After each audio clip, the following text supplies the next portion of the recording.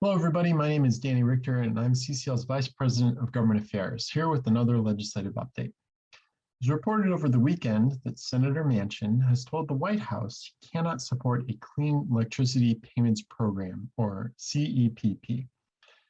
This has a lot of people speaking in apocalyptic terms, but let's look a little closer at this. Also over the weekend, you have this quote from Senator Wyden, who is chairman of the Finance Committee, as reported in E&E News. Well, quote, while I strongly support the Clean Energy Payment Program, it's important to note that the overwhelming majority of emissions reductions come from the energy tax overhaul in our Clean Energy for America Act, Wyden said in a statement, end quote. Now, this is interesting. If you're like me, then you notice that in estimates of emissions reductions that we've seen in the recent past, the CEPP was frequently paired with tax credits. This happened in the pie chart released by Majority Leader Schumer's office earlier this year, which added up all the policies Democrats were proposing, and it got to only a 45% reduction below 2005 emissions by 2030. So it was 5% short of Biden's goal of a 50% reduction below 2005 emissions by 2030. You also saw this pairing of the CEPP with tax credits in the RFF study that looked at a carbon price, the CEPP, and the tax credits that Wyden is talking about. Now, certainly one reason you might pair these policies together is because there was and there still is a lot of uncertainty about what the CEPP might look like.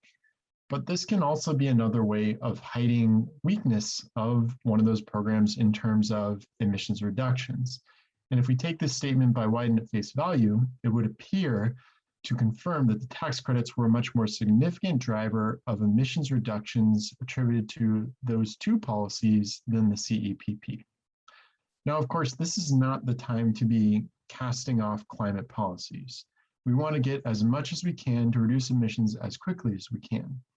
But this does indicate that the loss of the CEPP is not as cataclysmic as some of the reporting is making it seem.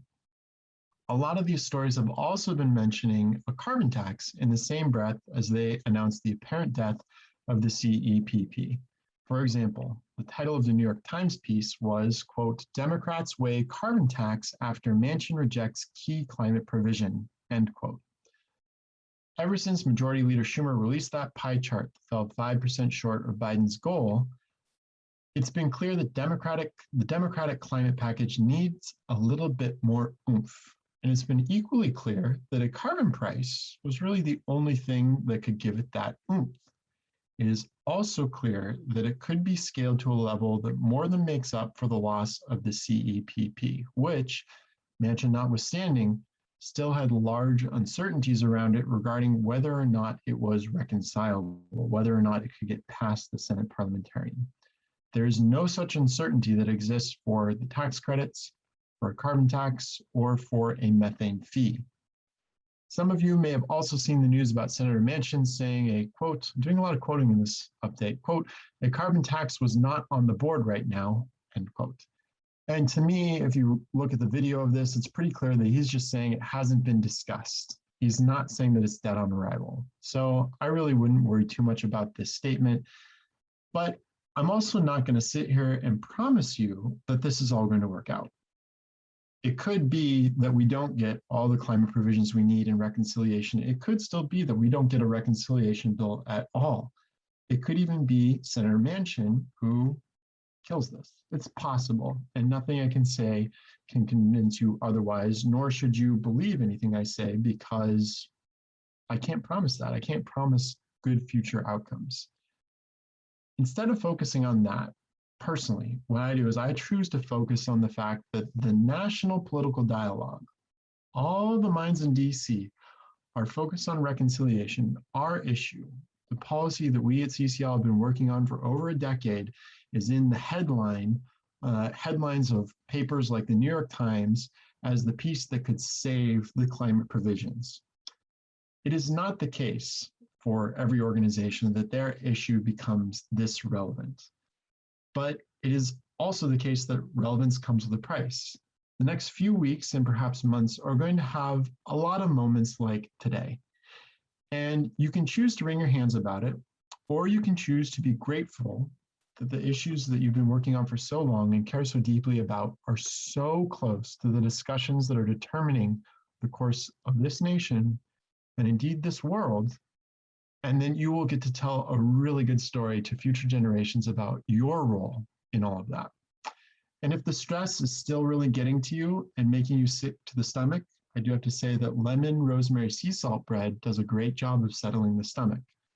And if you need something else, there's also antacid tablets. So just remember, it's going to be rough. This is the point where people are going to be throwing out solutions, and they're going to be trying to increase in their bargaining power within Congress moving forward. So we're going to have more news like this. So after you finish your slice of bread or you finish chewing your antacid tablet, what other actions can you take as an antidote to the paralysis that you might be having due to worry? Well, here are 4 timely suggestions.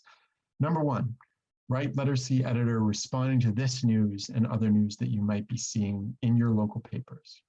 Number 2, write to President Biden saying you want to see a carbon price and reconciliation and that his 50% reductions goal by 2030 is a goal you support.